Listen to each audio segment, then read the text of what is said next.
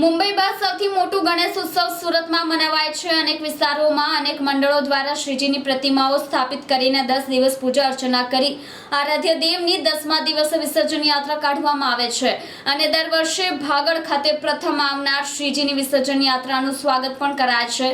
તો આ વખતે પણ શ્રીજી વિસર્જન યાત્રા સૌથી પહેલા કાઢનારાઓનું સ્વાગત કરાયું હતું। સુરતમાં ગણેશોત્સવની ધામધૂમથી અને હર્ષોલ્લાસ સાથે ઉજવણી કરવામાં આવે છે અને દર વર્ષે ભક્તો દ્વારા શ્રીજીની વિસર્જન યાત્રા પણ રંગેચંગે કાઢવામાં આવે છે। દર વર્ષની જેમ આ વર્ષે પણ હર્ષોલ્લાસ સાથે શ્રીજીની વિસર્જન યાત્રાનું આયોજન કરાયું હતું। ત્યારે આજે સવારથી જ ભક્તોએ અગલે બરસ તો જલ્દી આનાના નાદ સાથે શ્રીજીની વિસર્જન યાત્રા ઢોલે નગારા સાથે કાઢી હતી, જેમાં ભાગળ ખાતે દર વર્ષની જેમ આ વર્ષે પણ પ્રથમ આવનાર શ્રીજીની વિસર્જન યાત્રાનું સ્વાગત કરવામાં આવ્યું હતું। સાથે જ સુરત શહેર ગણેશોત્સવ સમિતિ દ્વારા ભક્તોને વહેલી તકે શ્રીજીની વિસર્જન યાત્રા કાઢવામાં અપીલ પણ કરાઈ હતી। તો ભાગળ ખાતે અનેકો આગેવાનો દ્વારા શ્રીજીની પ્રતિમાનું સ્વાગત કરવામાં આવ્યું હતું।